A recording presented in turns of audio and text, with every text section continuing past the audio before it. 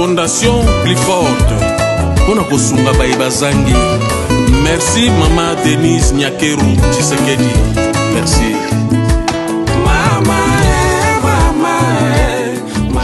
Bonjour, bonsoir à tout le monde. Zalinga wabino de sous asante mongongo elengi. Ceux qui nazalia wazali pona sengote, zali pona mawa pe kopesa ba condoléances na toute la famille ya Maman Chako.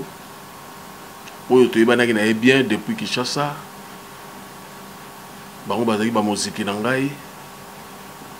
Alors lelo atiki biso liwa moko un peu bizarre.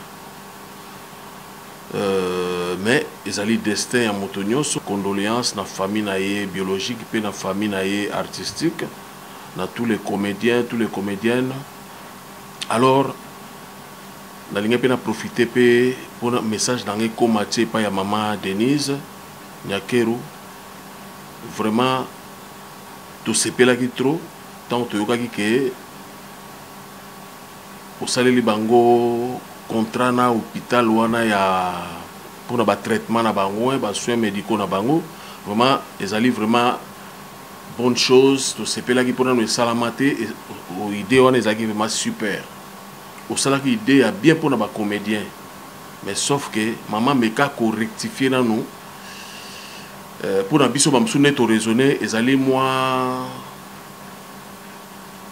bien mingité na ndenge ya ko signer contrat na ba indien au moment où ba hôpital na biso moko ezali ba maman emo ezali ba Saint-Joseph ezali ba yolo médical ezali ba hôpital ezali ebeli ba kitambo ezali. Mais qu'on signe contrat na ba indien tant que ba commerçant wana ba ko sala commerce na bango na mboka na biso.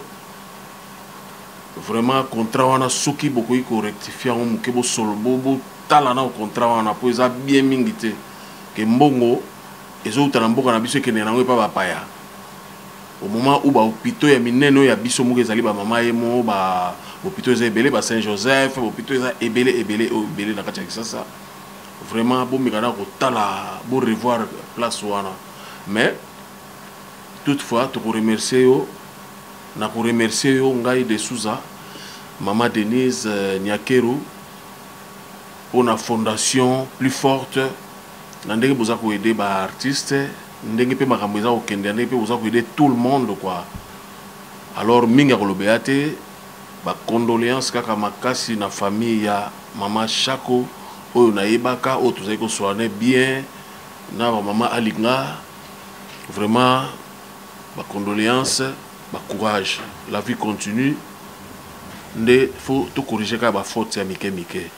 Merci beaucoup ezalinga abino de sous asante mongongo elengi. Message na nga yango na pona mawa ko kabola mawa na baninga na nga ba artiste. Merci beaucoup. Ciao.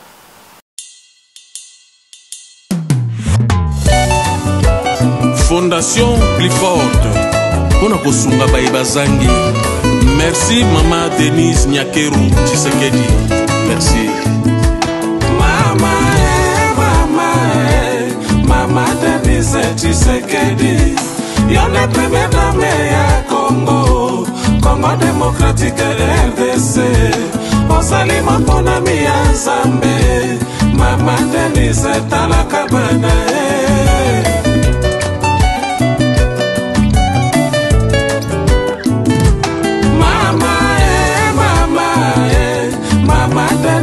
Tshisekedi, yone première dame ya Congo démocratique RDC.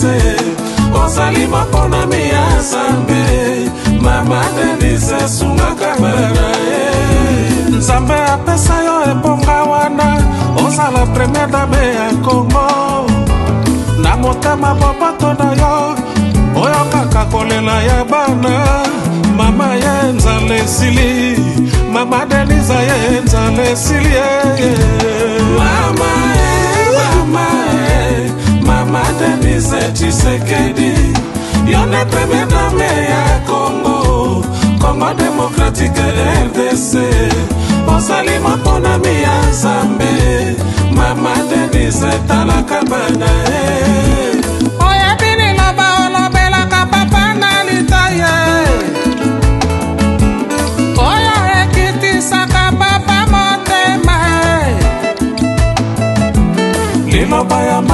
azalaka na pouvoir liloba ya mama ekitisaka pamalo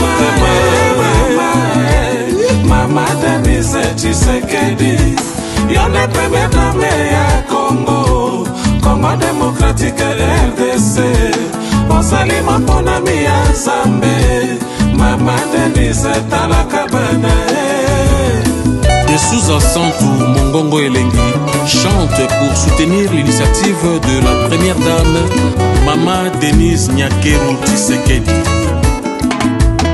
Nzambe abakisala ya lisusu bona fondation na yo osali olakisi bolingo na yo ya bomama fondation plus fort fondation plus forte fondation plus forte Mama Denise Nyakeru Tshisekedi topesi yo merci fondation plus forte fondation plus forte ba action okosala ekomonana mapamboli ebele fondation plus forte fondation plus forte fondation plus forte ezali ya lisungi fondation plus forte ezali ya bana Congo fondation plus forte fondation plus forte ezali fondation ya marche courte te ezali fondation ya marche longue tina fin fond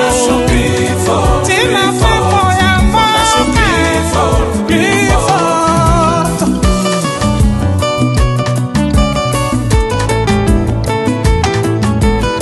Monsieur Félix Tshilombo Tshisekedi, président de la République, chef de l'État, nous te soutenons.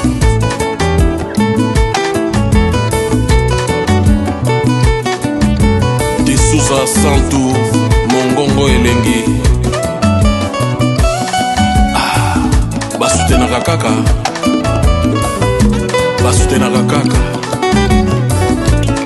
Junior Kadia betelanga guitare na mela mwa soy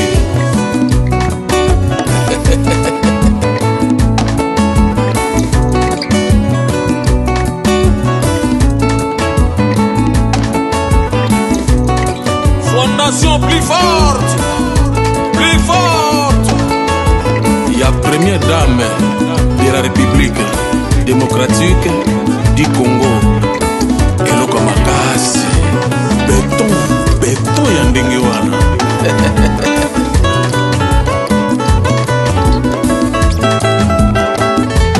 fondation plus